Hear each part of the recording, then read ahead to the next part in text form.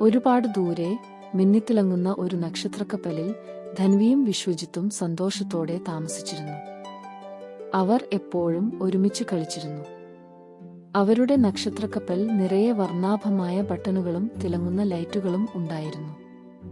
ഓരോ ദിവസവും അവർ പുതിയ കളികൾ കണ്ടെത്തിയിരുന്നു. ഒരു ദിവസം അവർ നക്ഷത്രക്കപ്പലിലെ വലിയ ജനലിലൂടെ പുറത്തേക്ക് നോക്കുമ്പോൾ ഒരു അത്ഭുതകരമായ കാഴ്ച കണ്ടു. ഒരു യൂണികോൺ അതിന്റെ കൊമ്പ് മിന്നിത്തിളങ്ങുന്നുണ്ടായിരുന്നു. നക്ഷത്രക്കപ്പലിന്റെ അടുത്തുകൂടി പറന്നുപോയിരുന്നു. അതിന്റെ നിറങ്ങൾ മങ്ങിയിരുന്നു. അത് വളരെ സങ്കടത്തിലായിരുന്നു. അവർക്ക് അത്ഭുതം തോന്നി. യൂണികോണിന്റെ സങ്കടം കണ്ടപ്പോൾ ധൻവിക്കും വിശ്വജിത്തിനും വിഷമം തോന്നി. നമുക്ക് അതിനെ സഹായിക്കണം, ധൻവി പറഞ്ഞു. പക്ഷേ എങ്ങനെ? വിശ്വജിത്ത് ചോദിച്ചു. യൂണികോൺ അവരുടെ അടുത്തേക്ക് വന്ന് അതിന്റെ കൊമ്പ് ചന്ദ്രനിലേക്ക് ചൂണ്ടി ഒരു നേർത്ത ശബ്ദമുണ്ടാക്കി. അവർക്ക് ചന്ദ്രരാജ്യത്തിലേക്ക് പോകണമെന്ന് മനസ്സിലായി. ഉടനെ വിശ്വജിത്ത് നക്ഷത്രക്കപ്പലിന്റെ നിയന്ത്രണങ്ങൾ പഠിച്ചു.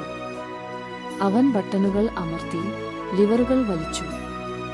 നക്ഷത്രക്കപ്പൽ ഒരു മിന്നൽ പോലെ ചന്ദ്രനിലേക്ക് കുതിച്ചു. ധൻവി യൂണികോണിനെ തലോടി ആശ്വസിപ്പിച്ചു.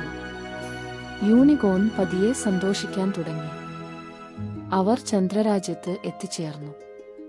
അവിടെ നിറയെ യൂണികോണുകൾ ഉണ്ടായിരുന്നു. പക്ഷേ അവയ്ക്കൊന്നും നിറമില്ലായിരുന്നു. എല്ലാം മങ്ങിയ വെളുത്ത നിറത്തിലായിരുന്നു. അവയുടെ കൊമ്പുകൾക്ക് തിലക്കമില്ലായിരുന്നു. യൂണികോണുകൾ സങ്കടത്തോടെ തലതാഴ്ത്തി നിന്നിരുന്നു. ധൻവിയും വിശ്വജിത്തും അത്ഭുതപ്പെട്ടു പോയിരുന്നു. അവിടെയുള്ള ഒരു യൂണികോൺ പതിയെ അവരുടെ അടുത്തേക്ക് വന്നു. അത് അതിന്റെ കൊമ്പുകൊണ്ട് നിലത്ത് ഒരു ചിത്രം വരച്ചു. നക്ഷത്രപ്പൊടി നഷ്ടപ്പെട്ടതുകൊണ്ടാണ് തങ്ങൾക്ക് നിറം നഷ്ടപ്പെട്ടതെന്ന് അവർക്ക് മനസ്സിലായി. നക്ഷത്രപ്പൊടിക്ക് മാത്രമേ യൂണികോണുകൾക്ക് നിറം തിരികെ നൽകാൻ കഴിയുമായിരുന്നുള്ളൂ. നക്ഷത്രപ്പൊടി എവിടെ നിന്ന് കിട്ടുമെന്ന് അവർ ആലോചിച്ചു. അപ്പോൾ വിശ്വജിത്ത് ആകാശത്തേക്ക് നോക്കി. ദൂരെ ഒരു കൂട്ടം നക്ഷത്രങ്ങൾ മിന്നിത്തിളങ്ങുന്നുണ്ടായിരുന്നു. അവിടെയായിരിക്കും നക്ഷത്രപ്പൊടി, വിശ്വജിത്ത് ആവേശത്തോടെ പറഞ്ഞു. ധൻവി തലയാട്ടി സമ്മതിച്ചു. അവർക്ക് ഒരു പ്രതീക്ഷ തോന്നി.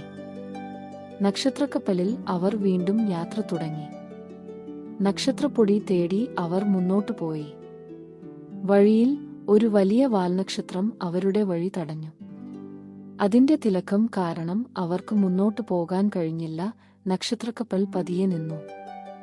അവർക്ക് എന്തു ചെയ്യണമെന്നറിയാതെയായി. ധൻവി പെട്ടെന്ന് ഒരു ബുദ്ധി കണ്ടെത്തി. അവൾ നക്ഷത്രക്കപ്പലിലെ ഒരു ചെറിയ ലൈറ്റ് എടുത്ത് വാൽനക്ഷത്രത്തിന്റെ നേർക്ക് കാണിച്ചു. വാൽനക്ഷത്രം ആ വെളിച്ചത്തിൽ ആകർഷിക്കപ്പെട്ട് പതിയെ വഴിമാറി. അവർക്ക് മുന്നോട്ടു പോകാൻ കഴിഞ്ഞു. വിശ്വജിത്ത് ധൻവിയെ അഭിനന്ദിച്ചു. അവർ നക്ഷത്രങ്ങൾ മിന്നിത്തിളങ്ങുന്ന സ്ഥലത്ത് എത്തിച്ചേർന്നു. അവിടെ നിറയെ നക്ഷത്രപ്പൊടി ഉണ്ടായിരുന്നു, ഒരു സ്വർണ്ണപർവ്വതാനി പോലെ.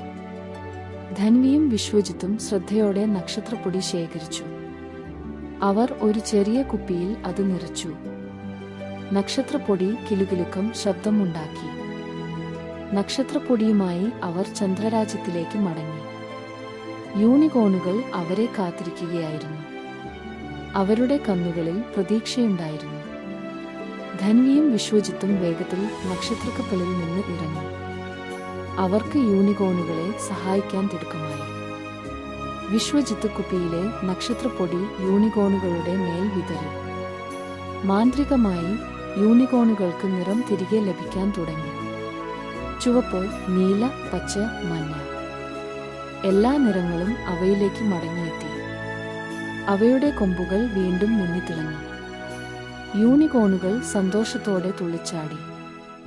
യൂണികോണുകൾ സന്തോഷത്തോടെ നൃത്തം ചെയ്തു. അവയുടെ കൊമ്പുകളിൽ നിന്ന് വർണ്ണാഭമായ പ്രകാശരശ്മികൾ പുറത്തേക്ക് വന്നു. ധൻവിയും വിശ്വജിത്തും അവരോടൊപ്പം ചേർന്ന് ചിരിച്ചു. ചന്ദ്രരാജ്യം വീണ്ടും വർണ്ണാഭമായി മാറി. യൂണികോണുകൾ കൊഞ്ചിക്കൊഞ്ചി അവരോട് നന്ദി പറഞ്ഞു. യൂണികോണുകൾ സന്തോഷത്തോടെ നൃത്തം ചെയ്തു. അവയുടെ കൊമ്പുകളിൽ നിന്ന് വർണ്ണാഭമായ പ്രകാശരശ്മികൾ പുറത്തേക്ക് വന്നു. ധൻവിയും വിശ്വജിത്തും അവരോടൊപ്പം ചേർന്ന് ചിരിച്ചു. ചന്ദ്രരാജ്യം വീണ്ടും വർണ്ണാഭമായി മാറി. യൂണികോണുകൾ കൊഞ്ചിക്കൊഞ്ചി അവരോട് നന്ദി പറഞ്ഞു. സന്തോഷത്തോടെ ധന്യയും വിശ്വജിത്തും അവരുടെ നക്ഷത്രക്കപ്പലിൽ വീട്ടിലേക്ക് മടങ്ങി. അവർ യൂണികോണുകളെ സഹായിച്ചതിൽ അഭിമാനിച്ചിരുന്നു. അവരുടെ ഹൃദയം സ്നേഹം കൊണ്ടും ധൈര്യം കൊണ്ടും നിറഞ്ഞിരുന്നു. നക്ഷത്രക്കപ്പൽ ആകാശത്തിലൂടെ മിന്നിമറഞ്ഞു പുതിയ സാഹസിക യാത്രകൾക്കായി കാത്തിരുന്നു.